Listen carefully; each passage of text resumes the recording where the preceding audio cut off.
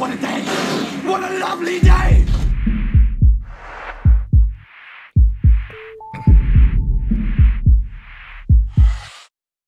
Welcome to Flat Earth Debate.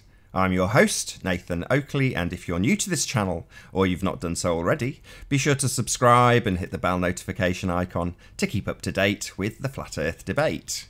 If you would like to support this channel, there is a super chat that runs alongside each of these shows while they are live, and there's also a PayPal link in the info box below the video once it's rendered. But most importantly, if you would like to join the discussion, simply mute the page you are currently watching, then click the link in the info box below this video to join the discussion and express your views on the shape of the Earth. If you do join, please don't swear. If you do, you'll be ejected, and if you are, please don't try to rejoin the stream using sock accounts. You'll be warmly welcome back on the next stream. Please also share the show. Sharing the show obviously increases the live audience, but this in turn increases the chances of a more diverse panel. So please share the show. And one last time, if you're new to the channel or you've not done so already, be sure to subscribe and hit the bell notification icon to keep up to date with the Flat Earth Debate. Now we are joined by Mark Doxey and Ranty Flat Earth. How are you doing, gentlemen? Hello. Doing okay, thank you. And yourself? Very well, no complaints. Right, you, Mark, you good? Mark still here? Sorry, yes, I'm still here. How are you doing? Great. And yourselves? Very well. Very well indeed. We've only got a couple of you here, but we might as well rattle our way through housekeeping. Any signs of curvature, gentlemen? No, well, I haven't. Well, it's been a sunny day and there's been some nice ladies out. Is that kind of the curvature that you're talking about? I've got to do it with everyone, haven't I? Earth-based curvature. Ah, are they? Oh, you mean in relation to the Earth? Right, okay. No. No? Pressurized system next to a vacuum? 0. Nah. Gravity? What about gravity? Any signs of that? I know that if an apple drops to the floor, What about a coconut? some people would say that would be gravity. Hey, plain truth. Good to have All you. right, Travis. Very well. Is that a yes? Was there a sign of gravity that we were going through? Is that a yes? Locals apparently see gravity. Flat earthers don't. So that's where we're at. Sure you don't mean presuppose as opposed to see or experience?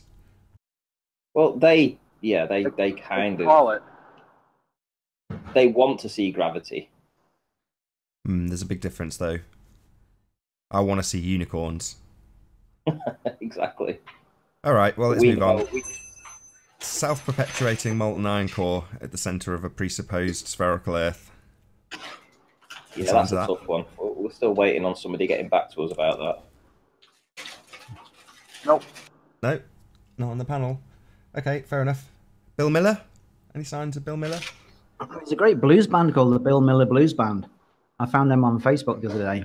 Is alleged to be an ex-flat earther that's gone underground. Oh no, this guy just plays the guitar. Any oversight? He must have dug himself to Australia. Any overground signs of Bill Miller? Is that a no? No. We move on. What about the presupposition itself? What about radius? Any signs of R, gentlemen? No signs of R. Can't find it. No. No?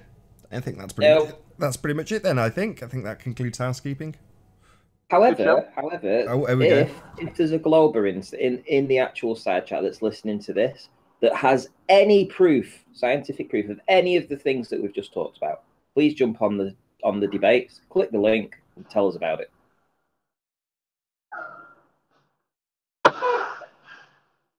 So what do you know, plain truth? You got any more coconuts to smash over people's heads? No, I've just got my buddy challenging me on the 24-hour Antarctica sun. So that's what I posted the question for in the chat earlier this morning. Right, I know that I've seen some videos on it, but I was just wondering if you guys had any ones that you favored. Say that again. The whole thing? Yeah, pretty much. You were really quiet. Oh, sorry. I said a buddy of mine is challenging me on the Antarctica sun, 24 hours. So I had posted in the chat whether or not you guys had any favorite videos to refer to. Oh, definitely. My favourite fake 24-hour Antarctica sun video is the one with the sort of Casio watch. You know the one I mean? Doesn't ring a bell. The one he sent me was this one that was time-lapse, and it had this guy introducing it, and he had this time-lapse of like 2 minutes or so. And it was supposed to be the entire day rotating. Clear as crystal. Thanks for letting us all know. Didn't hear a word of that. There's a lot of background noise somewhere. It might be me. I'll go on. No worries. There's one Antarctica sun where they film it 24 hours, but at the start, it's obviously summertime, and 24 hours later, there's a whole load of snow on the mountain that couldn't have just fallen in one 24-hour day. Does anybody remember that one? Yeah, it's been claimed that it's obviously been cropped in, you know, to prove the 24-hour sun, but I don't know the one with the Casio watch, though. I would play it, but I just know that every single person that's ever played it gets a copyright strike. Okay, how's it? Is it on YouTube? Yeah. Yeah, if you just type in 24-hour sun, it's got the watch with the sun behind it in the picture in the thumbnail. So yeah, you can't miss it. Well, we are depending on other people doing it and accepting their word for it, whether it's a fake or whether it's real. Sounds familiar?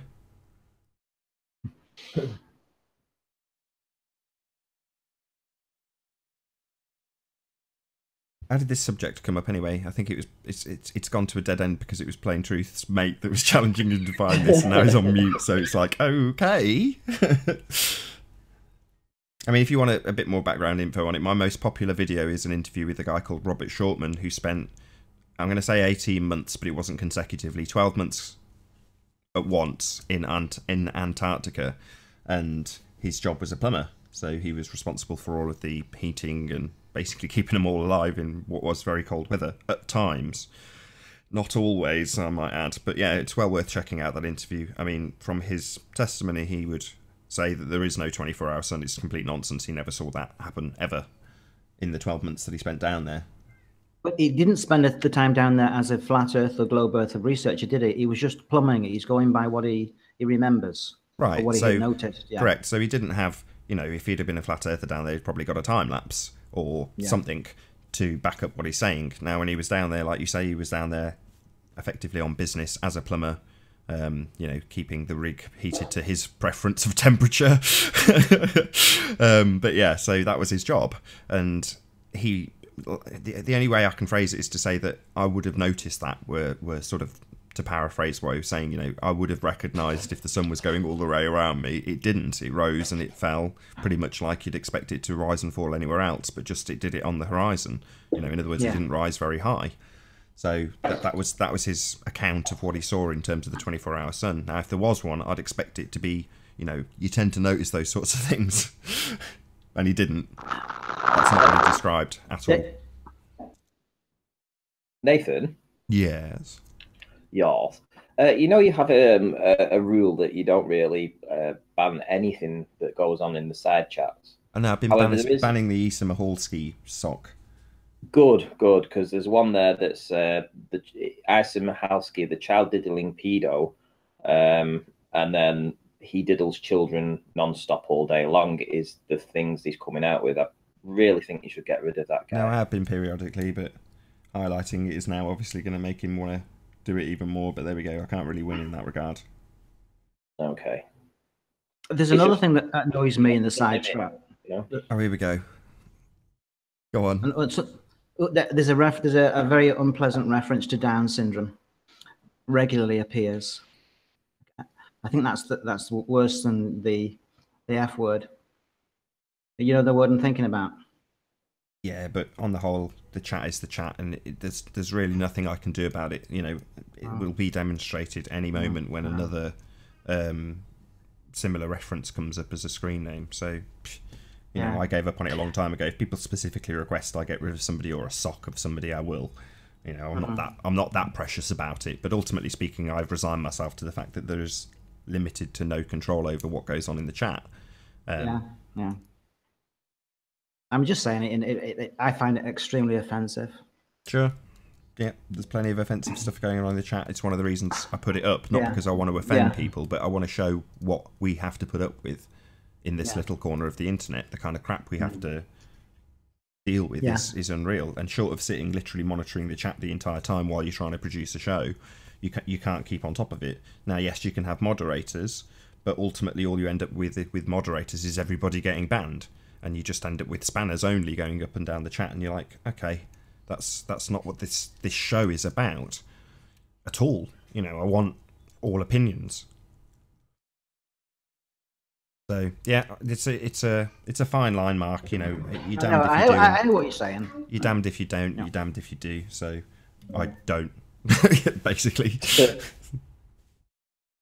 I know, but with everything that's been going on recently about the accusations here, there, and everywhere, just seeing things like that in the side chat about children, you know, I mean, that kind of just that's beyond what you would call satisfactory to just listen, sit and watch, because there are people that are watching. There's 150 watching. I'm sure a lot of them pay attention to the chat, and that's going to put a lot of people off just seeing stuff like that. Sure. I mean, everybody who's in the chat has the facility to, you know, click these 3 dots. I'm not going to actually do anything to you, Bear. But, you know, you can report them. So you don't have the same tools as I do, obviously, as the channel owner, but you've got various things that you can do. If you see someone in my chat or anybody else's, you can report them. You know, you click on the report button. And also, you can block them too. So you can block them yourself, so it means that you don't see any of the comments that they say. So those 3 little buttons, the bottom section, it will say block. You click block, and then you don't ever see anything that person says again. Well, that's strictly not true, because it goes up the side of my screen. Okay.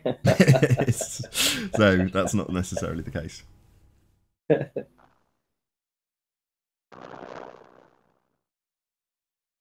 Anyway. Right. So here we all are. Top quality connection you got there. I said here we all are. You've gone all roboty. Do you want to drop and rejoin? Sure. Swimming start today?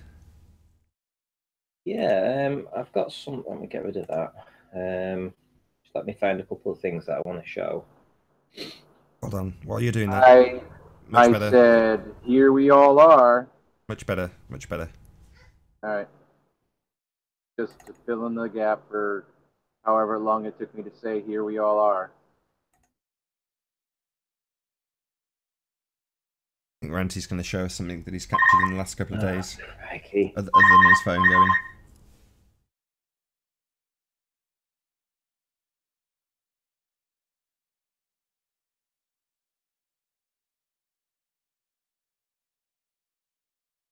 Suppose I could do some shout outs while we're waiting for Shane to get his stuff together.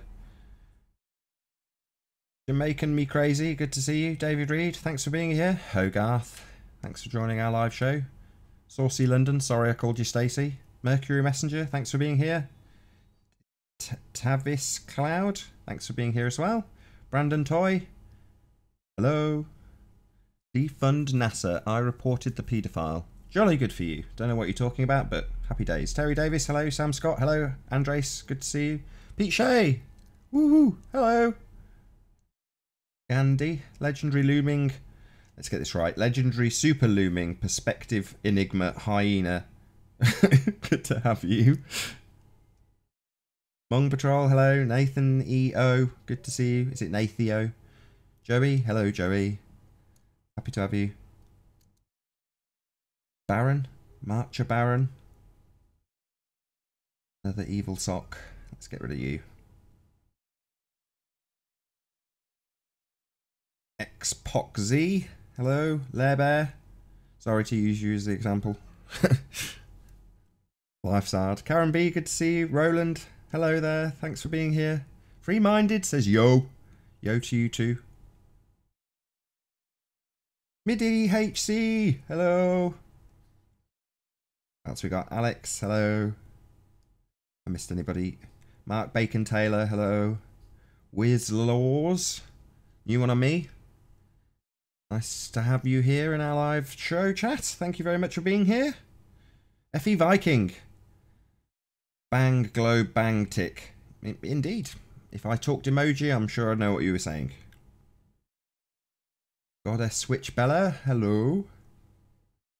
Wow, there's a lot of people in here. Lucid City, nice to see you. Colin, good to see you as well. Jose, woohoo! I have a public apology. Oh, okay. Well, no more shout-outs. The rest of you aren't important. Go ahead.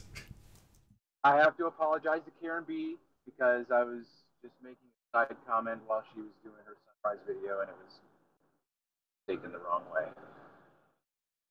She talked about drinking her coffee black, and I made a comment that was just ambiguous, and so I just wanted to apologize to Karen for any misconstrual of my meaning. I've literally no idea what you're talking about. Were you watching her sunrise video this morning? I watched yesterday's, not this morning, sorry. Yeah, it was this morning's, so that's why it's... Anyway. So what are you saying? You said something that could be taken as racist, is that what you're saying? No. No. Okay, so you said she was in the chat, right? So she can hear me apologize right now, correct? Ay. Am I coming through clear or not? Yeah. Keep lengthening out that my rope. Hole. Yeah, keep digging that hole. Anyway. Tap. Is this thing on? Said that she drinks her coffee black, and I said, "Ooh, manly woman." That's all I said. So then she said, "Hey, I thought Plain Truth was supposed to be a good guy." So I was trying to redeem myself. And anyway, I'm sorry that I said manly woman. It could be worse. You could have said that'll put hairs on your chest. Anyway. I think that probably would have made more sense than just indiscriminately saying manly woman. Lovely jubbly. Totally unnecessary. Probably made matters worse, but good for you. Right, you ready, Ranty? I can see you've got stuff on your screen. Do you want me to present you? Yeah. We can see your junk mail, Shane. Apply now for an Aqua Advanced card. Yeah, that's just a promotion thing that they send up, to try and get you to get 20 quid off your order, which I don't really want. Don't want an Aqua card. Anyway, so this was the items that I've bought. We've got 2 Baxar Pro batteries to go for the Coolpix P1000, a SanDisk Extreme Pro, which has 128 gigabytes, obviously the Nikon P1000, and the remote control for the Nikon P1000. So the subtotal price was 1,120. Obviously, this is my order that I've placed it in, as you can see. And lastly, this is the confirmation email to say, etc., the order details, etc., from Amazon. Can I ask a quick question? Get it through. Sorry? Can I ask a quick question? Yeah, sure. Last time we spoke, they whatever it's called, GoFundMe now or whatever, didn't send you all the money. They were just sort of sending it in sections. Have they sent you all of the money now? Say again? No, I've still not had it all yet. It's in bits and bats. So it's like the first portion they gave me was £7.49 or something. The next one was, I believe, £79. Then it was a couple of days after that, I got an amount for £727, I think. So that's when I decided to actually just go ahead and buy these. So obviously it's coming in dribs and drabs. I think I had another £60 a day, so it's still not fully paid out yet. But anyway, they've been paid for, they've been bought. And correct me if I'm wrong. The total raised, because I mean, yeah, it's got. I think you're keeping it open just till they've paid you out, which is sensible. But ultimately, you're not promoting it and trying to raise any more money. But the amount that you ended up on was pretty much exactly what the order amount was. Is that right, or just £20 under what you ended up spending? Is that right? Yeah, there's not a huge difference. I think I've got a little left over, so I'll be looking to getting a tripod at some point. So I'm going to wait till nearer the time and then just see what tripods they've got available. If I need to put some towards, obviously, depending on what kind of tripod I'm looking to get, I'll try and do that. The smaller the better, in my opinion. I know that there's some glorious tripods out there. I've sold a few when I was a pawnbroker. For some reason, I had a really, really posh tripod, like £500 or £600 tripod, or at least that's what we were selling it for. I've no idea what it originally sold for. Anyway, it was massive, and it wasn't particularly heavy because it was made of lightweight materials, but it was very bulky. And some of the ones that I showed you on eBay, the Manfrotto ones, they fold up incredibly small, and the most important bit is that you can get the legs to collapse so that they're literally 3 legs like all sandwiched together. Do you know what I mean? As opposed to sticking out with a bit in the middle, and they're very small, and I think that's the winner, because I've got several tripods, but the one I use is the one that I can just chuck in a bag, the tiny one, the Gorilla Pod or whatever it's called, because it's the most handy. So I think if you do buy one, try and get one that's as compact as possible, just so you're more likely to carry it around with you. Okay, right. Anyway, sorry, you carry on. I think so. So I went for the 128 gigabyte one simply because it'll be recording in 4K. So I have a 32 gigabyte one now, and essentially I can get at least a couple of hours filming with that. So if 128 gig, obviously it will use 4 times as much. So I should still be able to get the same 2 hours worth of filming on this one disc. And I've got a couple of batteries, because you find that the battery runs out before the memory card does. So having a couple of extra batteries will be good for going out and doing some tests. And then we've got the remote control as well, because if I do actually find something that I can zoom in and zoom out on, and I've got everything set up correctly, then doing it remotely should be a lot smoother. Yeah, you don't have to lie down on the sand, do you? Well, it depends where I'm going, to be fair. If I'm doing things on Blackpool Beach, then I probably won't be using a tripod. I'll probably be running from the tide. But if I'm doing things and traveling, and perhaps, like I say, going to Wales and things like that, then having the option of a nice tripod to look at distant mountain ranges and compare should be really good. Well, I have to say 10 out of 10 for transparency, that you've shown us what you got and what you bought.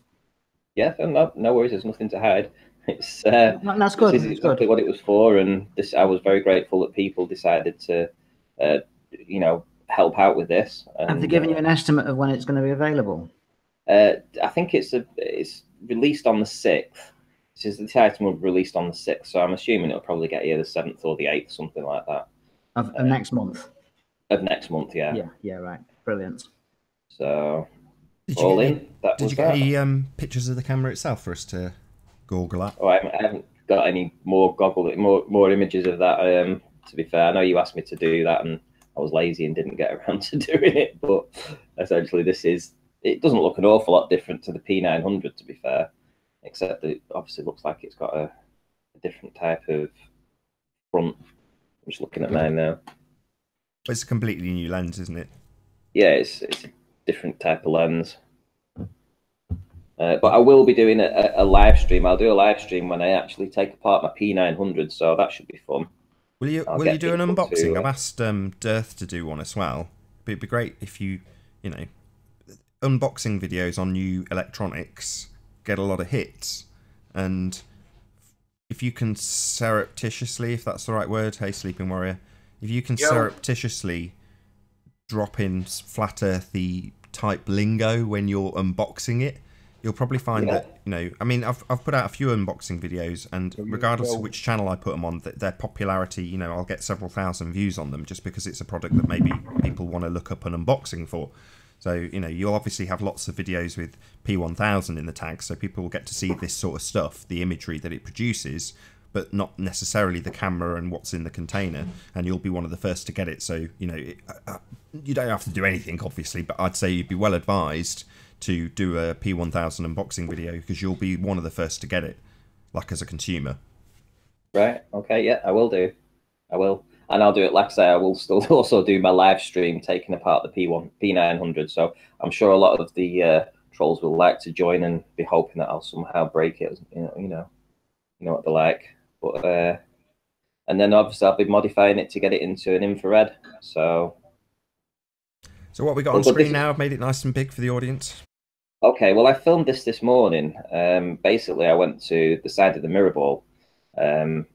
After I'd done a calculation for the height above sea level, it was about 20 feet. The curve calcs, if you believe in the curve calcs, Nathan, you hate them.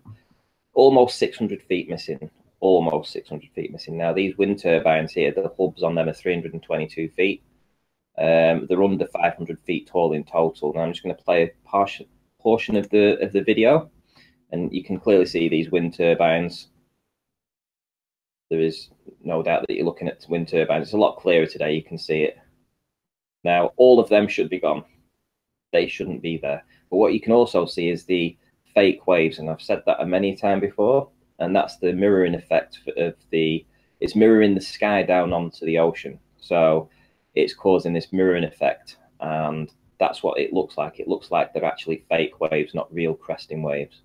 And that's all that's blocking out the bottoms of those turbines.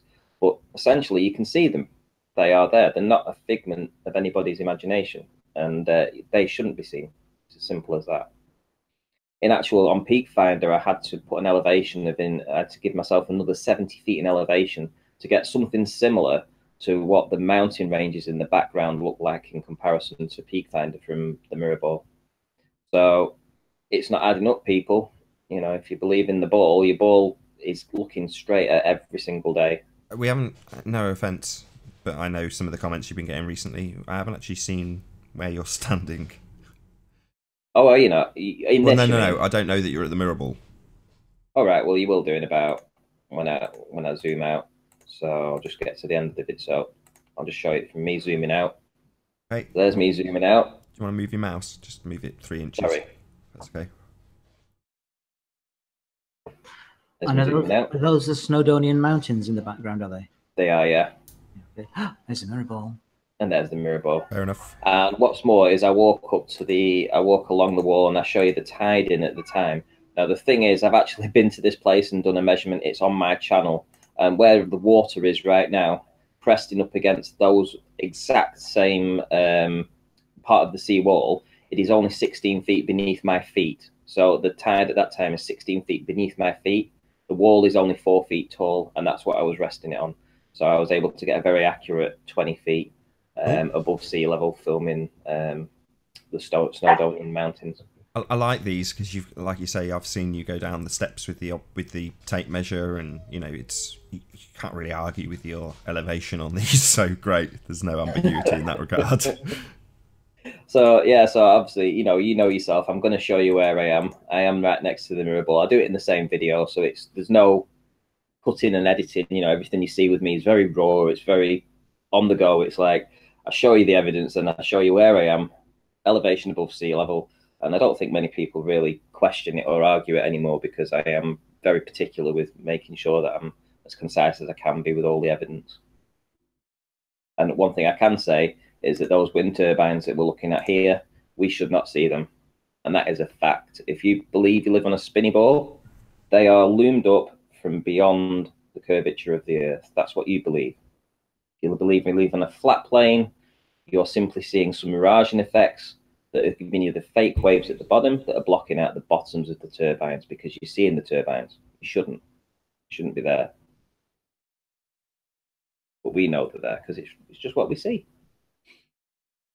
Awesome. Awesome. I'd be like, you know, I mean, I've heard also that there's some filters that I can perhaps get for the P1000 polarized filters. Now I've been told that if you put one on, it gets rid of this misty stuff, you know, so you can see a lot clearer. If you put two on, so one on top of the other, double it up, apparently it makes it look an awful lot. It looks like it's a daytime image, you know, you can see through all of this sort of stuff. So I'll be looking to perhaps get a couple of them as well, because obviously we do struggle when we're looking over water. So this misty effect, hopefully with a bit of trickery on the lens, we should be able to see through that. Same with the infrared as well. So when the P900 is modelled in, has the infrared filter on the end, then we should be able to see a lot clearer as well. But for now, this is the best I can get you, which is we're seeing the turbines, and we shouldn't. Awesome. Absolutely awesome. Anything else you need to add to this presentation, Ranty? If not, I'll say a massive thank you. No, I think that's it. Kudos. Absolutely awesome. Well done. Oh, except for the video. I'm putting the whole video up on my channel now. It's just finished uploading. So if you want to watch the whole of it, it's there. But it will be very soon. Stick a link in the side chat of this hangout, and I'll post it in the public feed. Okay. Haven't heard anything from you, Anthony. How are you doing? I'm doing really good. Thank you very much for asking. That's all right. Anytime. It's good to have you on the show. That sounded just like him then. It didn't it?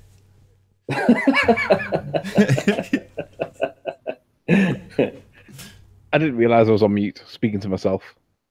Did I miss housekeeping?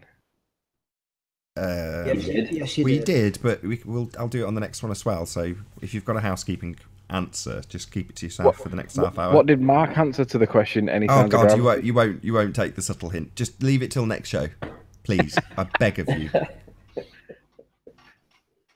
Why have we got to wait? Why can't we do this now? What are you trying to do? What are you trying to do? I just want to know what Mark's view is on Gravity. I knew it. So it's going to be the 5th show in the row on a Gravity subject.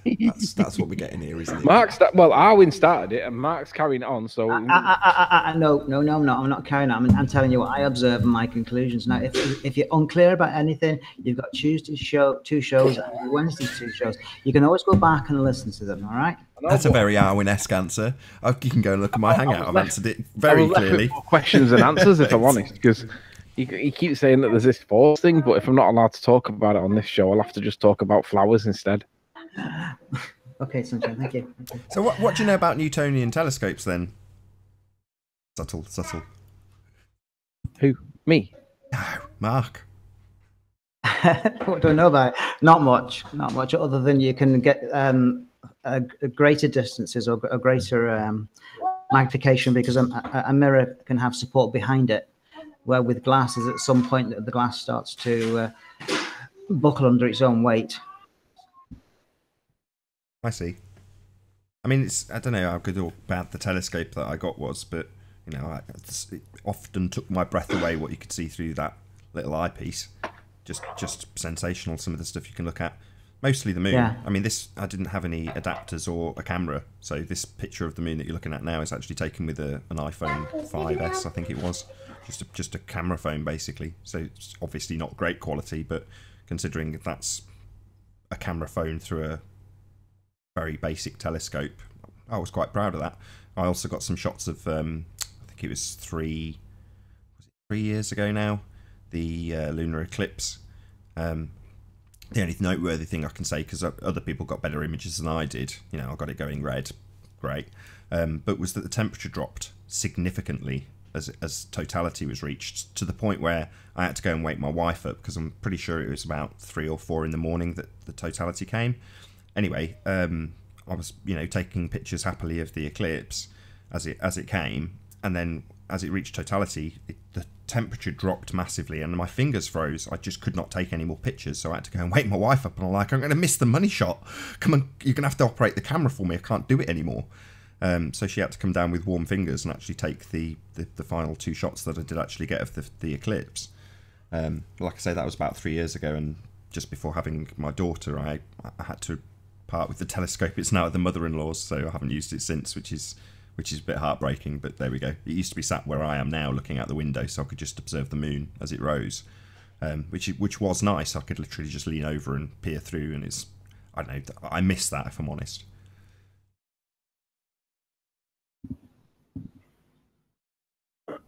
So, I don't know. I really want to talk about Gravity. Man, that was like a 5-minute segue that I just did then. Pulled it out my ass, that. And you're just straight back onto Gravity. That was a total failure on my part. Ugh. Well, you know what they say, a dog and a bone. Stop it. God. Okay, right. I'll do it. I'll take responsibility. So, what was it specifically about gravity that you had an issue with, Anthony? Well, there's no evidence of it, but Mark seems to think that he feels it when he's sat on his sofa, and I'm curious as to know how he distinguishes the gravity that he feels over the density that he is. I just want to know where he draws the line.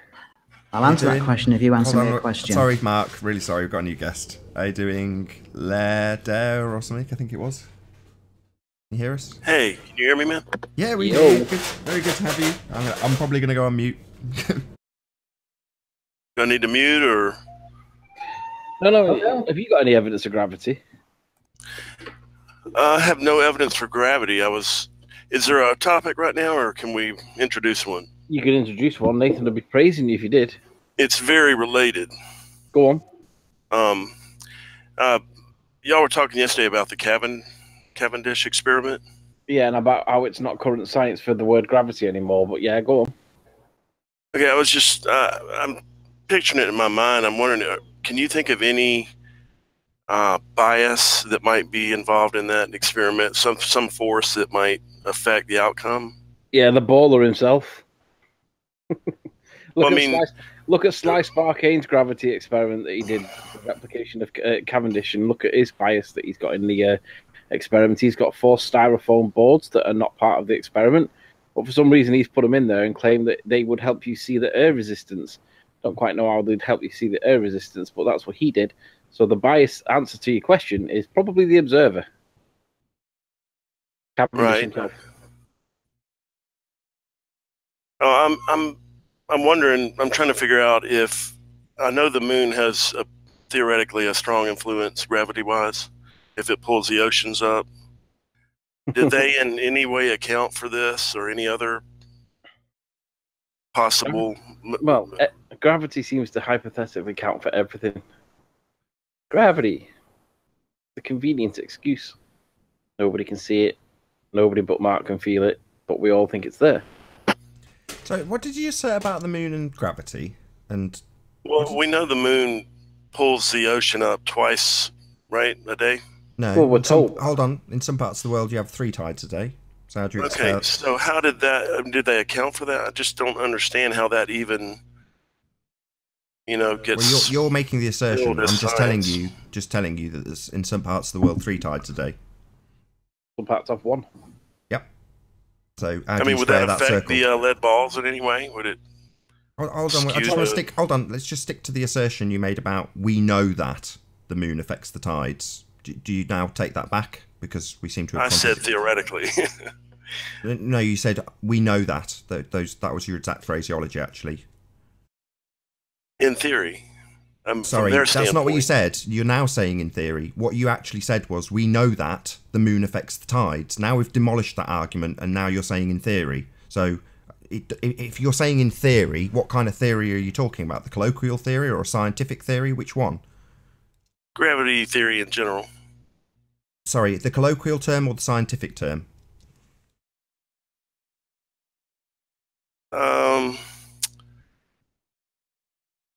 Just the understanding that's a part of the gravity package. So I guess colloquially. So meaningless then, non-valid, just made up stuff. Hi, Michael. From the gravity standpoint, hold on, just one second. Hi, Michael. How Michael. Hello. Hello. Good to have you. Thank you. So when you say from the gravity standpoint, do you mean from the presuppositional point that we have gravity? That's what you mean, right? Within that framework of that presupposition. Nathan, Michael's got background noise and he's opened his gate permanently. Yeah, can you keep Sorry, I'll find out how to mute. Just tap your phone if you're on a phone or tablet and it should bring up the mute button. Brilliant, thank you. What were you saying, Nathan? I have no idea. Probably not very important. My question is this, Nathan, okay? They state that the moon affects the Earth's tides through gravity, correct? No, you stated that. Would that affect the Cavendish experiment? Would it have any kind of effect on the results? Well, we don't know that has an effect on anything. So you're starting with the presupposition that it has an effect on the tides. We've now demolished that, and now you're going forward saying, well, given that it does definitely affect... No. What are you talking about? Nathan, we've already demolished your first assertion. So what are you doing going forward with this assertion and this presupposition that the moon affects the tides somehow? I don't get it. Okay, I'll rephrase it. If you believe in gravity. Oh, right. So what we're doing is we're now having an affirming the consequent formal logical fallacy. If gravity, then X, whatever you're about to say. We have X, therefore gravity. That's called a formal logical fallacy. It's known as affirming the consequent. Okay, that's not my question. My question is, if you believe the moon pulls on the ocean and causes tides. Yes, that's an affirming the consequent formal logical fallacy. If you believe that this happens, then, well, that's a formal logical fallacy. I've said it twice now. If you don't understand what I mean, I'll explain it to you. But don't just keep saying it. If you don't understand what affirming the consequent is, say, I don't understand what affirming the consequent is, rather than just repeating it for a third time. I don't believe in gravity.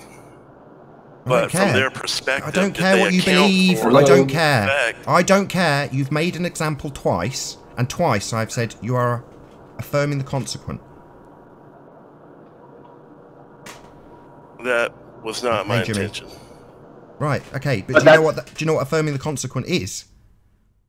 I think so. Okay. Fair enough.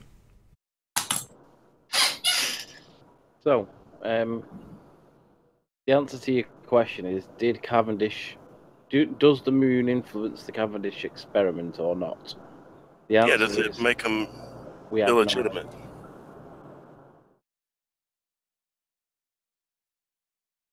You're saying no? Saying I don't know. Okay, I was just trying to get his perspective on if it has that much pull, would it affect the lead balls in any way and come up with some invalid results, basically? Did they account for it in any way? I don't know. I don't know enough about that experiment to know whether that particular point was dealt with or not. Anthony, I think Travis has got his mic open. Did you want to say something, Travis?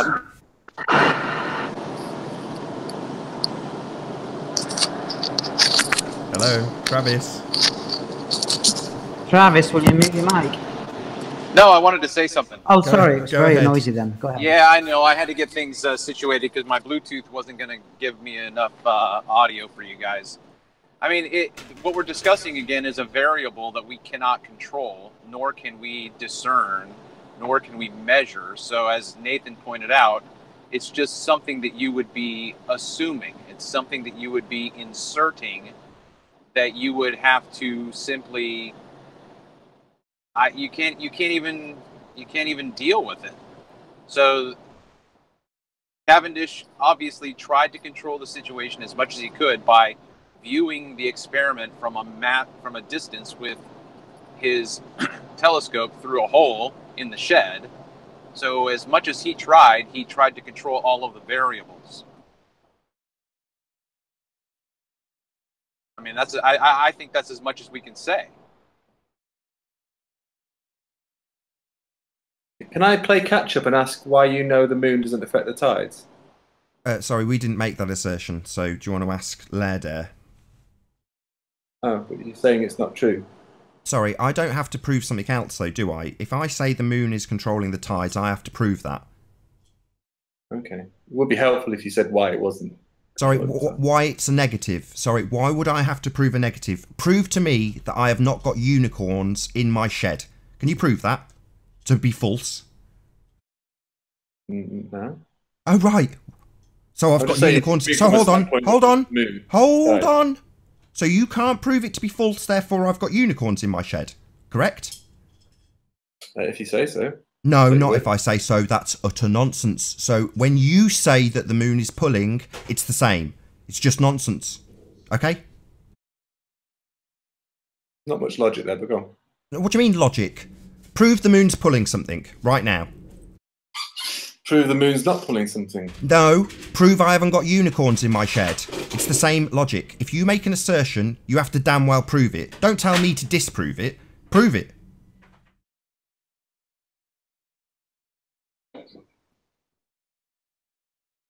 Those happy, happy unicorns that you believe in, because I said so. Right? So you believe things people say, right? I say the moon pulls things, you believe me. I say I've got unicorns, you believe me. I'm just asking, if you say that the moon doesn't pull, or you don't want to prove it, then you haven't got much of a leg to stand on, surely. Sorry, I'm not asserting it. This is where I get wound up with you ballers. So, I'm not going to do it 3 times. You're going to now repeat after me. Okay, Jimmy, you bonehead? If it is my assertion, it is my responsibility to prove my assertion, not your responsibility to disprove my fairy tale fantasy about unicorns. Okay. Okay, good. So don't, again, demand that I disprove some fairy tale fantasy. You have to prove it. So if you want to assert the moon's pulling something, you better damn well prove it to me, not just assert it and then tell me I've got to disprove it. Okay? Okay. Jolly good.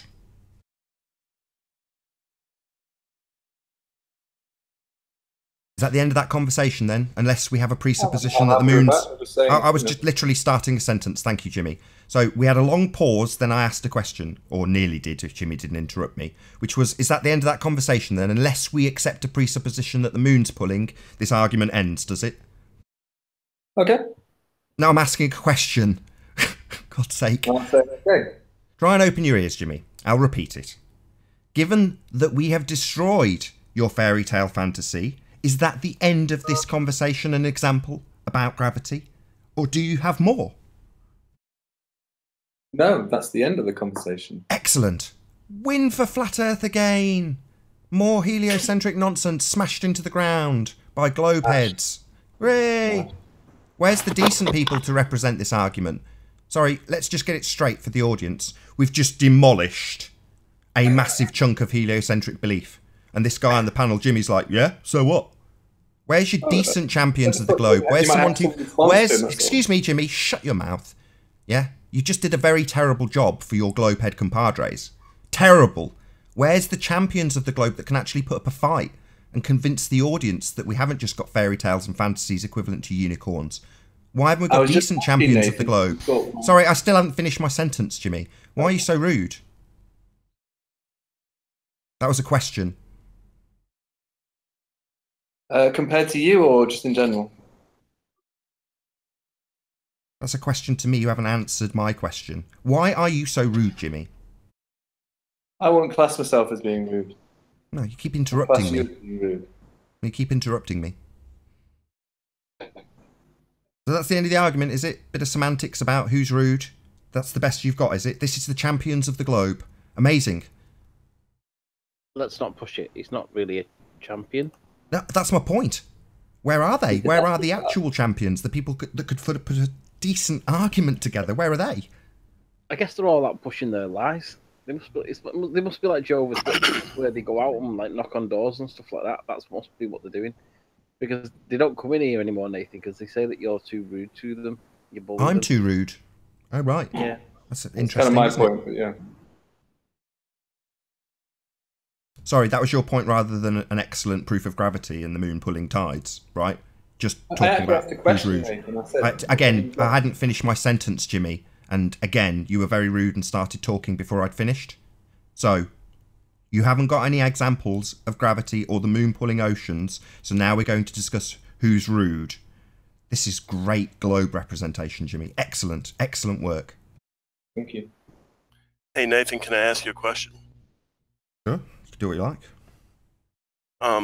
What I should have said is, if we assume, let's just assume that the moon does pull the tides with gravity. No, let's not, because again, for the third time, that's called affirming the consequent. I realize I'm. No, you don't understand affirming the consequent, so I will now explain it. Right? If P, then Q. Q, therefore P. If I eat 10 hamburgers, akin to if the moon has gravity that's pulling the tides, but we're going to use hamburgers, not moon pulling tides. If I eat 10 hamburgers, I'm full. Now, I'm full is Q. Yeah? So if I eat 10 hamburgers, I am full. And then you flip it around. I have eaten 10 hamburgers, akin to the moon has gravitational pull, because we're going to just accept it, according to you, right? If I've eaten 10 hamburgers, right, then I'm full. So I am full, therefore I ate 10 hamburgers. Even though I'm full of beer and I haven't eaten a thing in days. I'm starving hungry. In fact, I need food. But my belly's really full. Not from hamburgers. So if we assume gravity, then your logical fallacy starts there. We have to affirm the consequent. Affirm what we start off by believing and assuming. So I've explained it in full. Will we get another fourth attempt at you saying, no, if we just accept gravity to begin with... No, for God's sake. Nathan, I agree with you 100%. So is that another end to a globe conversation about the moon's gravity? I'm not arguing for the globe. I'm arguing against it. Oh, really? Well, why are we starting off by assuming why are we starting by assuming it has gravitational pull? If they assume it, would it not affect the results of the lead ball experiment done by Cavendish? No. Who cares? Who cares? No. The argument is nullified because it begins with an assumption. That's what Nathan wants you to understand. It doesn't matter what the explanation is. Once you begin with an assumption, it nullifies. No assumptions are made. I get it. I speak logic. This is where the conversation stops. Well, reality is unfortunate for flat earthers, unfortunately. Yeah, and evidence is unfortunate for ball earthers. Not at all. Evidence is this guy. Evidence is The wonderful. whole body of science supports. We love evidence. And We there's absolutely no embrace evidence. Hold on. Do you have a point that you wanted to make, Rumpus? Well, I was just answering the point about the moon doesn't affect the Cavendish experiment because it doesn't move around very much during the duration of an experiment. Therefore, no, it does not affect the results of the Cavendish experiment. Sorry, the Cavendish experiment is not an experiment. It doesn't have a valid hypothesis. We went through this yesterday on several shows, Rumpus. How many times have I got to say that it's not a scientific experiment, right? The observed phenomena is conjured within the test itself. Within the apparatus is conjured the observed phenomena. No. Absolutely not. You don't understand it then. Okay, start with the observed phenomena. What's the observed phenomena? The deflection of the torsion bar. Oh, sorry, that's something that we see in the natural world, is it? Torsion bar deflection. What's a bit that like got to do with anything? scales. Sorry. You're saying we can't use any instrumentation. Excuse me. You're saying that every single experiment that uses instrumentation can't be used as an You're now experiment. talking non-stop again, Rumpus, because I've... Can I jump in? Why are you interrupting me, I'd like to jump Anthony? in. I'm not. I'm interrupting Nathan. No, You're it's right. me. Well, It's you Travis. asked me a question and I answered, and you immediately interrupted me. Can you stop it? I don't interrupt you. Right, Rumpus, I'll control the hangout, right? You don't have to tell any of the other guests what to do, okay? You just need to Well, worry you about... don't tell them. They don't. keep You're you now under control, and you interrupting don't me, keep them under Rumpus. control. I hadn't finished my sentence, Rumpus. Okay, you ask me a So- sentence, then we'll take turns. No, How about don't that? tell me when I can talk. It's okay, I can decide that for myself. Thank you very much. Okay. Right. You don't have an observed phenomena. Yes, we do. What's the observed phenomena? The rotation of the torsion bar. That's the test. That's the experiment. You need to start with the phenomena, not start with the phenomenon is experiment. the rotation of the bar. Can I jump in? Okay. Okay. The rotation of the bar is a part of the experiment. The rotation of the bar, therefore, has to represent reality. So what in reality do you have to justify the rotation of the torsion bar? Gravity. The attraction of the two masses together cause a rotation of the bar. Very simple. What in reality can you point us to where you have two objects of mass attracted to each other in this world? Cavendish experiment. Or yourself. Wow. You are attracted to the Earth. Kick him off, man. Kick him off. No. Oh, my word. You're an idiot. You're an idiot. I mean, you feel the force of gravity on your feet. But if you want to do a test and experiment and quantify what happens, the forces, you generate an experiment to do the same, to do a test to test what you feel and experience, what we see every day. Are you some sort of imbecile? Have you got any proof of the molten iron core?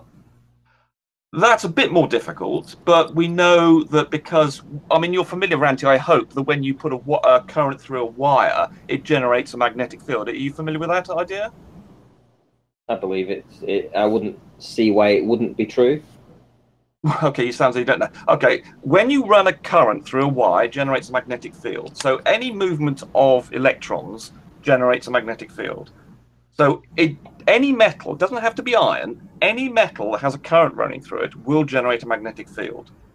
So it doesn't, the Curie temperature is absolutely irrelevant to the, in fact, we know the fact that it can't be anything to do with the Curie temperature because it changes, it flips around. The magnetic field of the Earth flips around every 50,000 years and it moves around, which suggests it is the result of a liquid changing its direction. And there's a current going through this liquid, and that's what generates the magnetic field. It's nothing to do with paramagnetism or diamagnetism, whichever that Anthony thinks it is. It's to do with a current flowing around in the core of the Earth, and it's got nothing to do with the fact that it's iron. It could be copper for all it matters. All it matters. All that matters is you've got a flowing current, and that generates a magnetic field. Exactly the form of that is not fully understood. Like many things in the universe, we don't quite understand it yet, but we will, and we're understanding more and more about it as time goes on. So essentially, you're in the same boat as we are, because let's be honest, we're still understanding our environment, and we're getting our answers weekly, monthly, whichever, and you guys are in a rush to push us for models and stuff. So when we're saying that we're still building, our position, essentially you're doing the same. You're, after 2,000 years of this, you're still building your position because you still don't have those answers. We don't have all the answers to everything in the universe, no, but we contradict your answers. So of course we contradict, because you believe we live on a sphere and we believe we live on a flat plane. What I'm saying is the globers are always on the offensive, asking us for our models and proof of this and this, that, and the other, and blah, blah, blah, blah, blah. And we're not allowed to say, like you just have done, that you're still working on it. You still don't have all the answers. You are allowed to do that, Ranty. No, you can say you're working on things, but the point is the things you have said have been contradicted. So we contradict all the evidence and proposals you have made for models, whether what you can see, we can contradict with evidence. Yeah, we can. So we don't. Cavendish. Sorry? Cavendish. There's no observed phenomena. There is an observed phenomenon. What was the observed phenomenon again? Sorry, just say it again one more time. The torsion bar twisting. Yes. So that's how you accurately measure. No, Rumpus, can we have a two-way conversation without you continually talking over me? Thank you. I don't tend to. Right. So the observed phenomena, which would be your dependent variable, is torsion bar twist. Correct. Right. And the independent variable is mass. Well, there are three independent variables. Right. I'll stop you right. Hold on. In an experiment, you have one independent variable, which is the control variable. You're doing it again, Rumpus. One more chance, and you go. Okay, no, you're right. You're right. I did interrupt you there. You're right on that one. And you were incorrect. In an experiment, you're doing it again. Sorry, I did it again. You're right. I did it again. Yeah, shut up. In an experiment, you have an singular, independent, again singular, variable thing you will change. One. Right. Okay. Can I go ahead now? Right. What you don't understand, I think, is that the force between two masses, there are three things involved. There's the two masses and the distance between them, and there's a constant, the gravitational constant. I actually have a screen grab actually here of that formula. Sorry, you're just asserting that we have a gravitational constant now. Now, I understood that we were experimenting to find and validate gravity with the Cavendish experiment. Right, if I can finish. Hold on. Hold on. The gravitational constant is extracted from the results of the Cavendish experiment, isn't it? You can extract this. You can. Sorry, do that. Is it or was it not extracted from this experiment? Well, the trouble is, it's a yes or no answer. It's a yes or no answer. It results in the product of the mass of the Earth and G. So it's a yes. G was extracted from this experiment. You can use it to do that, yes. Yes, finally. Yes. Right. So we're not going to start with an assumption of G. This is the apparatus to, according to you, scientifically validate it. Now, as we have established, we have one independent variable. I know what your observed phenomena is, torsion bar twist, right? So your dependent variable is torsion bar twist. I need to know the independent variable, please. You still haven't given it me. You've told me there's 3. Well, you can decide, because you could decide to change the radius. No, that's not science. Let me finish my sentence, Nathan. Well, you're not describing science. I just need your independent variable. You can decide which one to make independent. You can decide to change the mass or the distance between them. Oh, well, then that's not an independent variable. You can decide which you can choose. No, you can't decide. Why do you keep asserting this? You are wrong. Either you are right. You are science. No, I'm now talking. I'm now talking, Rumpus. I would like to talk, and you will now listen. Okay. You do not have multiple independent variables if you are performing the scientific method. You can change the experiment to decide which one to pick. Correct. So you can change it and have a different independent variable. Yes, well done. You got there at last. Hold, Rumpus. You can have a different independent variable, but then you would be using one and then the other separately. Correct. Hold, Rumpus. This is your last chance. It's a simple stuff. No, that means shut up. Well, you haven't let me finish the sentence. No, I am talking. So, you can start with your single, sole, independent variable, the cause, singular, of the effect. It is at this stage, hypothesis stage, a presumed cause. And in your hypothesis, you will either validate that as the singular, independent cause of the effect. And if it is invalidated, the singular, one, independent variable, then you move on to the next one on its own, singular. So yes. Yes. Correct. Well done. Right. Now I would like you to give me the singular independent variable for the Cavendish experiment. Well, I could pick on. I've got 1 or 2 to play with. I've got the. Just give me one. Listen. Give me one. Okay. I can change the radius. Can be the one I'll pick on, because I could pick on 2 of the 3. One's the mass of the Earth. One's the mass of the object I've put on my. Sorry, you're still not answering me. Stop. Let Stop. me finish my sentence. No, you haven't answered my question. I've asked for one. I'm going to tell you, but you won't let me finish my sentence. Stop. I'm finishing my sentence. Right, I'm just going to kick you out, Rumpus. Stop. Well, you don't let me finish my sentence. It's because I'm asking you for one thing, and you're giving me 3. Stop. Let me finish my sentence. No, not until you stop and listen to me clarify what I'm asking you for. I want the next thing out of your mouth to be one variable. Just one. Radius, I'm going to pick on. So, okay, in this hypothesis, if radius, then torsion bar twist is your hypothesis. That's because, and this is what you don't understand. Yes or no answer. Yes combination or of all those no answer. And the particular independent variable is the radius, yes, but it's in the context of the other variables that you end up with a force. Excuse me. I've got the formula on I've screen got the hypothesis of if radius, then torsion bar. Sorry, you're talking over me again, Rumpus. Right. You're just going to have to go. You can't control your ejaculations. Here's the formula for you. You're doing it again while I'm telling you that I'm going to kick you out for doing it. You just can't seem to control yourself. Excuse me. I've asked for one. That would be science. Yeah, I told you the answer. Goodbye. Goodbye, Rumpus. You are intolerable because you have lost. You have got... No, you can't ask him anything. He's going because he can't help talk over me continually. So, I'll just point out the flaw. Rumpus wants there to be multiple variables. Rumpus has conceded. You only have one. You can have one and invalidate it and then go on to the next one, but he can't do that. That's not what the Cavendish is. It's not a valid scientific experiment.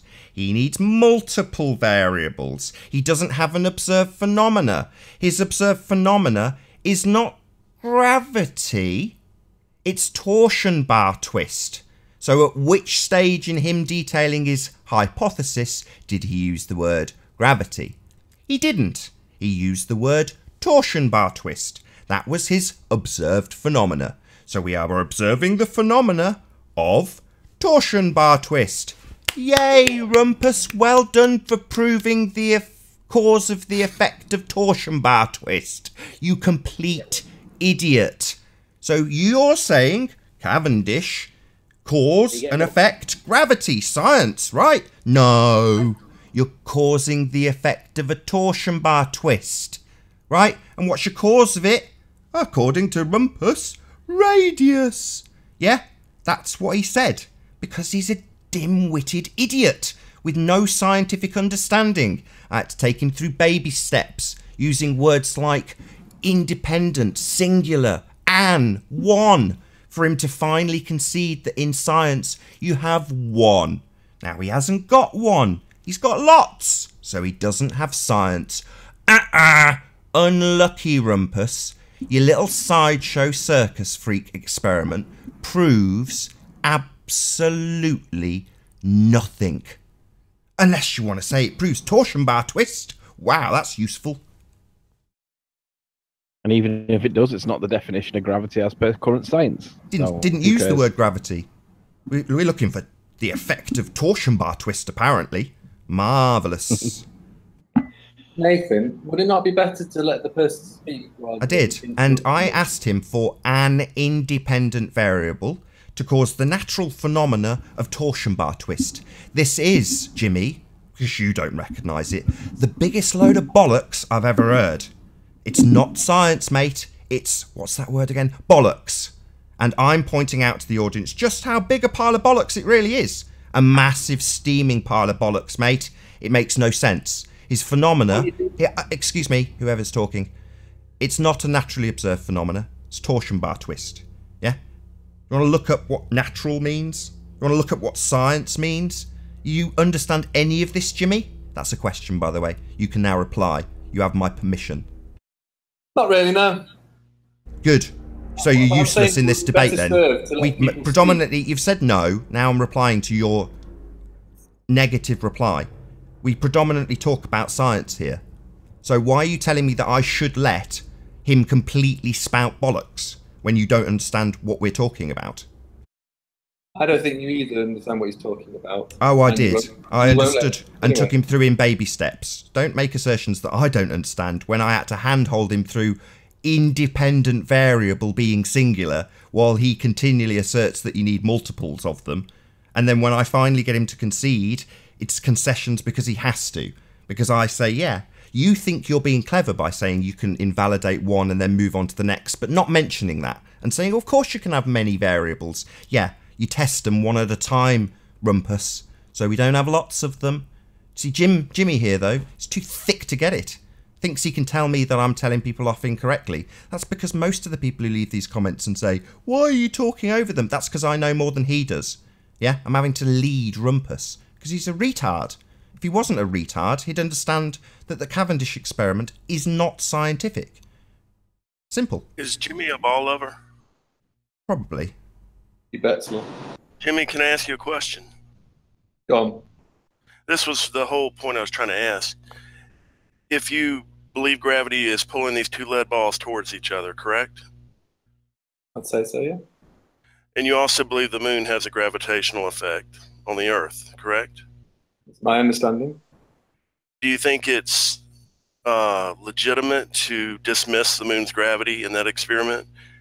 For instance, if the moon was lined up with the two lead balls at about a straight line, as opposed to perpendicular to them, do you think it would have any effect on the outcome? Well, I think Rumpus said that it was the moon's movement wouldn't have caused that much effect on the experiment. Is it legitimate to dismiss the moon's effect as an experiment? In your opinion? I'd say no. But why do you guys not believe in gravity? There's no proof for it. Sorry, hold on, Jimmy. I don't want that to slip by. So, do you understand the relevance of his question, Jimmy? I did. Getting bored. Very relevant. What was the relevance?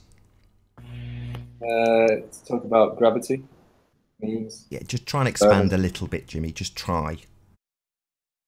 I don't want to. I was just wondering, why do you not believe in gravity? No, you're now asking a question. I'm trying to get it to the point where you actually understand how he's demolished your argument. So when he put it to me, I pulled it apart immediately. When he's put it to you, you've got a load of beliefs that you've got to work your way around, right? So what he's saying in essence is the gravity from the moon that you presuppose and want us to all believe is there and moving tides, right? Would that not also move the Cavendish experiment? Exactly. Therefore proving gravity. No, therefore interfering with the test. Oh, right, okay. So that's a question, Jimmy. So I'll say it one more time and I'd like an answer, not a question to us, an answer from you about your belief in this moon that pulls things like tides.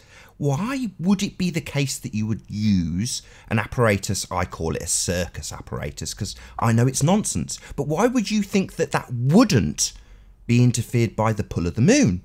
That makes no sense, Jimmy, based on your beliefs. Because it wouldn't be significant enough to warrant. It wouldn't be significant. It's pulling millions of tons of water, Jimmy. Not significant. It controls the entire water on the earth, mate, according to your religious belief. You see how this ain't making sense, Jimmy? We're getting little pauses after I point out just how ridiculous your religion is. You think this light in the sky... Shut up. Shut up. You think this light in the sky, yeah, pulls all of the oceans. But when it comes to an apparatus that you think proves this pseudo-force of gravity, suddenly that's not relevant anymore. Does not significant, right? That's what you've said. Not significant enough, correct, Jimmy? That doesn't make any sense, mate. It's batshit crazy, in fact. What does cause tides, then? Sorry, Jimmy? What does cause the tides? Don't ask me something. Explain why your religion makes no sense. This moon's pulling all the tides, right? Just want to give a massive kudos to... What is your name? Is it Lairbear? Lairbear. Lairbear, my bad.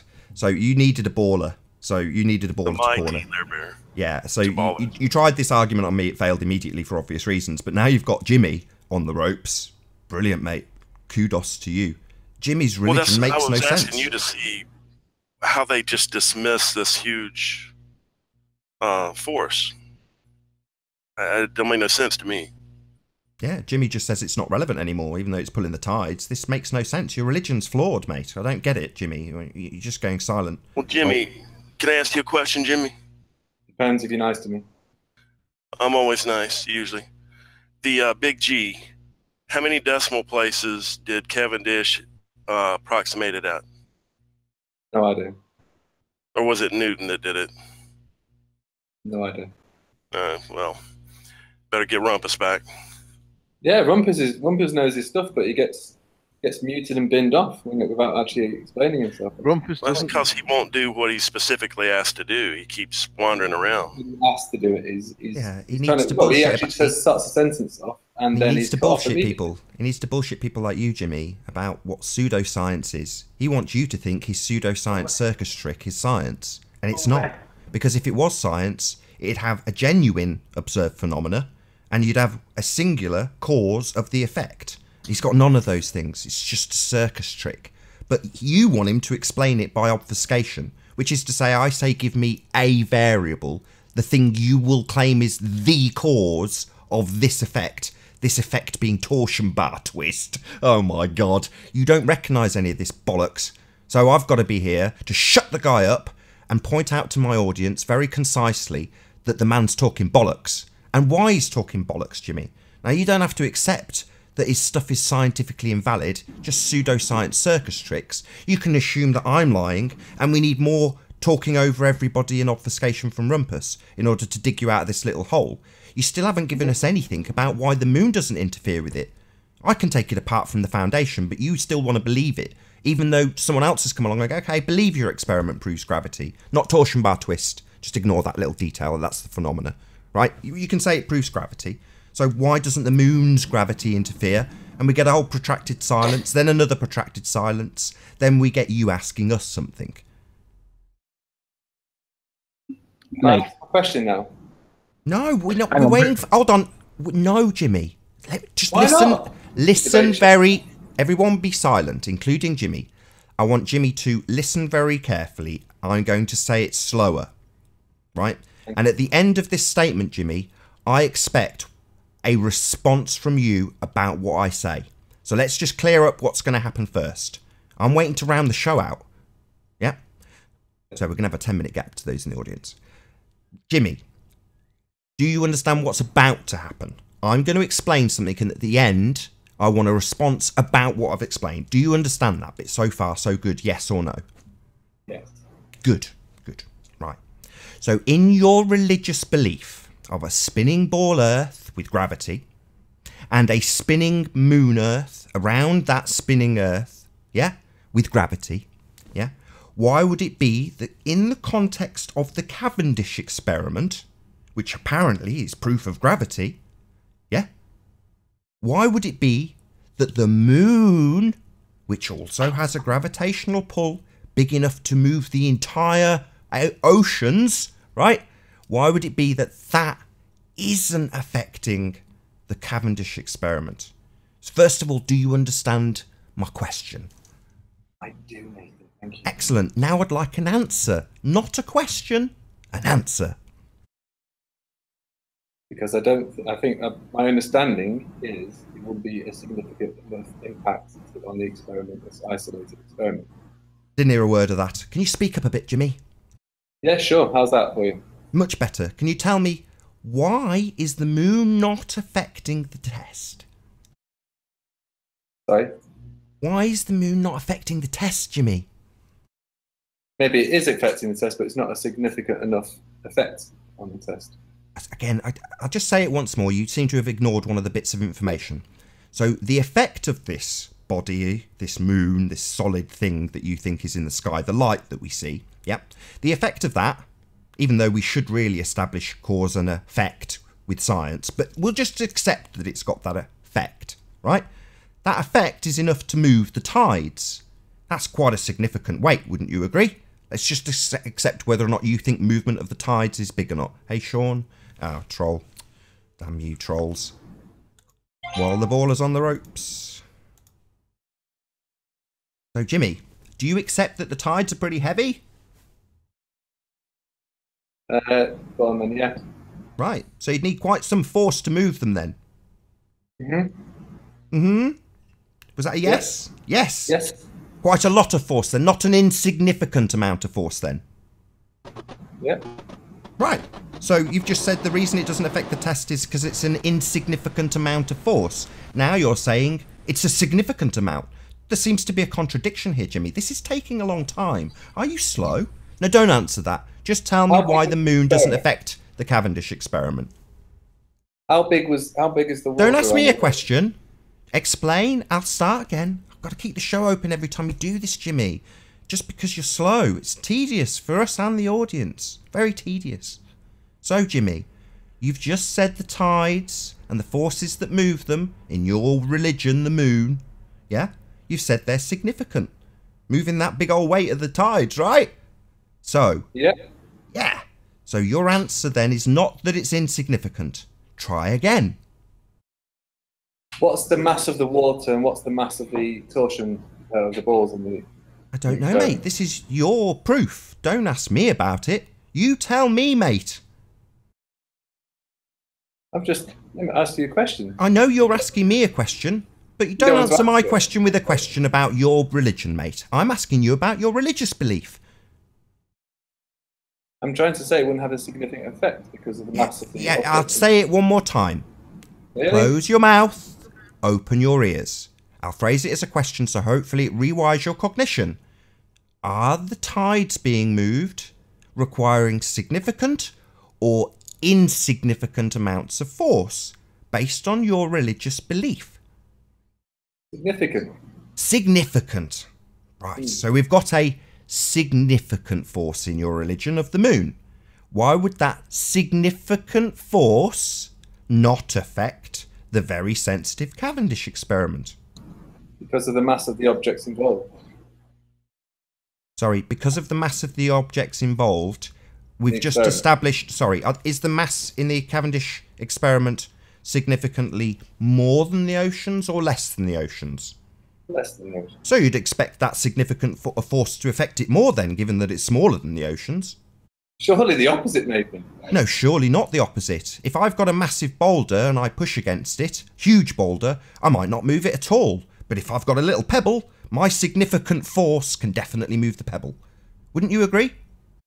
Exactly, Nathan. Right, so if we make the thing that's got to act on smaller, like the mass in the Cavendish experiment, it's going to have more of an effect then, like me trying to push a big boulder and then trying to push a little boulder. You understand that? You're not stupid, right? I'm not stupid, no. Right, so it would have a significant effect on the test, would it not? So why doesn't it? It's another one of those long silences. I'm asking for an answer. You've danced around it a bit, Jimmy. You've danced around it. You've said it's not significant. Then we've established that it definitely is significant. And then you've said, well, the thing's too small. And then I've pointed out where your scaling's bananas and backwards. Yeah? Significant forces have more effect on small things, not less. So, we've got this still gaping hole in your belief of your religion that we have a moon that pulls things, and we also have a Cavendish experiment that proves gravity. So, what's with the contradiction? Why isn't the moon affecting the test? I'm not saying it's not affecting the test. But so it is affecting the test? Oh dear. Oh, that's bad news. Oh dear. Oh, well, if you're saying it is affecting the test, then it's not isolated properly. That's very bad news, Jimmy. So your scientific experiment's just completely fallen apart, then it's not fully isolated. Oh dear. That's bad news for your religious belief in it. Do you understand that, Jimmy? Bad news.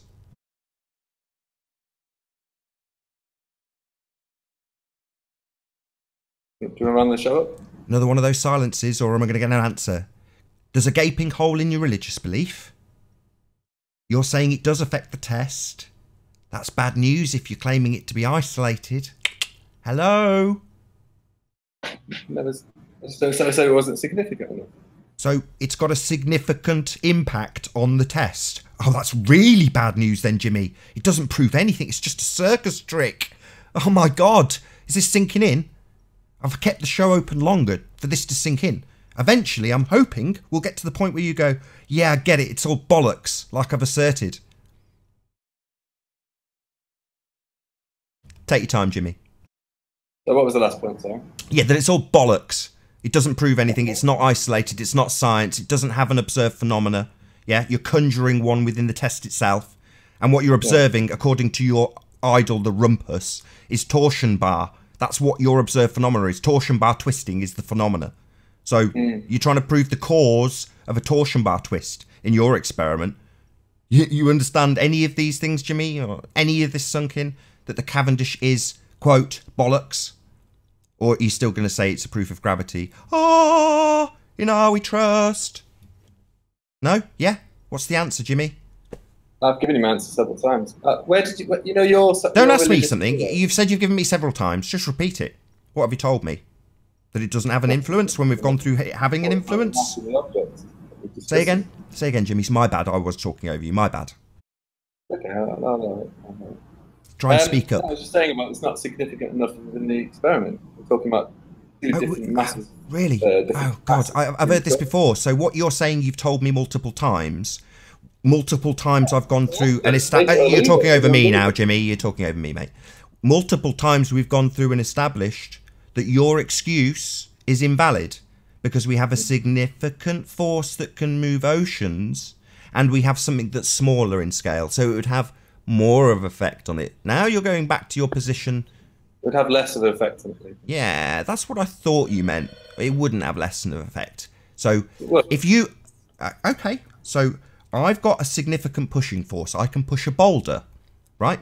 Massive boulder, I can't push it no more. Tiny boulder, I can. So the smaller it gets, the more it is affected by the force. Do you understand? Buildings don't get blown around by the wind because they're big. Leaves do because they're small. So if we've got a significant force that can move an ocean, you would assume that same force can affect your test, Jimmy. No. It's not significant enough when it's a test involved. Right, Jimmy? Is that what you're saying? Because that makes no sense. The greater an object's mass, the greater its gravitational force. Shall we carry on? So we're begging the question. Oh, so we're not proving gravity, Jimmy. I thought the test was to prove gravity. We've already got gravity, have we? We already know what it does before we do the test. So the gravities, like I've asserted already on this show, conjured within the test then, just like I asserted to Rumpus. The greater an object's mass, the greater its gravitational. So you've already got gravity. Before the test, Jimmy, we're talking about the Cavendish experiment, something you think's proving this, but you're now telling me about. You're now telling me about what we've already got, aren't you, Jimmy? That's just explaining my standpoint.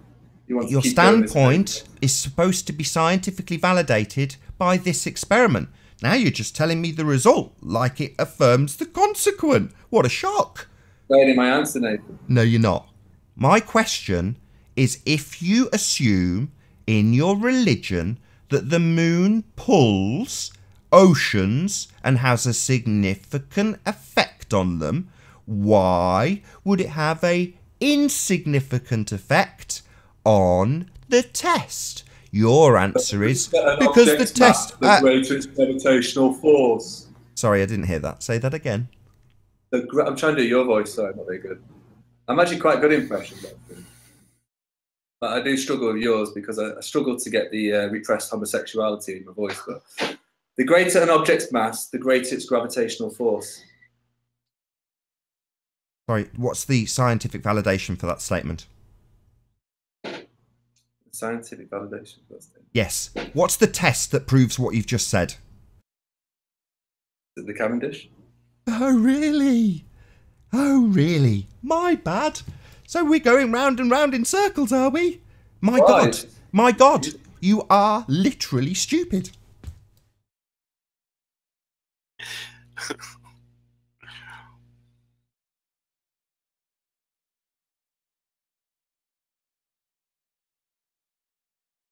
Could I speculate further? The biggest difference between you accusing me of having repressed homosexuality and me pointing out that you're stupid is that my ad hominem comes with an absolute demonstration of what I claim. Your assertion is just an ad hominem out of nothing. The most pathetic arguing technique you can use. When I call you stupid, it's after a cast iron demonstration of your stupidity. Do you understand how my ad hominems are different to yours, or not? Not really, no. No, that's because you're stupid. No, is it no? Yeah, it is. That's exactly why. Because you're thick. Okay. You don't even have an argument for my ad homs, because anybody can go back and have a little listen to just how stupid you are. You know, this is what happens. This is why you're the best champion, presumably, because you're a masochist. You just like me ripping you a new asshole. You just like me demolishing your arguments and going around in circles with me making you look more and more and more stupid over and over again with the same point. It's like, because you're in a position where you just must not concede your religious belief, you would rather be humiliated in front of several hundred people. I mean, to me, this is great. It's very entertaining for the audience watching a baller literally have it broken down to the most simplistic of childish terms, and they still don't get it, and they still reassert their position, even though it's literally completely balmy, arse about face backwards, makes no sense, has no relation to scale whatsoever, but they still assert it because they've got to. It's because they've got religion. That's it. They've got faith, so they've got to do it. Very entertaining, extremely entertaining. What a joke. Go on, it'll be the last. Is it all right if I ask Jimmy another question? I'll be quick. Do have to go very shortly. No, I'm going to round the show up. There's definitely going to be a 10-minute break. You can ask the question, but you won't get a chance to answer it. Jimmy, do you think if the sun and moon were basically linearly on the same side of the lead balls in general, do you think it then would affect the experiment? And with that, I'm going to say, first and foremost, a huge, massive, enormous thank you to all of the live audience for tuning in and hopefully sharing this debate. And of course, a massive thank you to all of the debating panel for making this debate possible. If you hated the show, then you know exactly what to do. Globeheads. If you like the show, though, maybe consider sharing it with a friend or subscribing if you have not done so already. I've been Nathan Oakley, and I'll see you all in the next video. Oh, what a day! What a lovely day!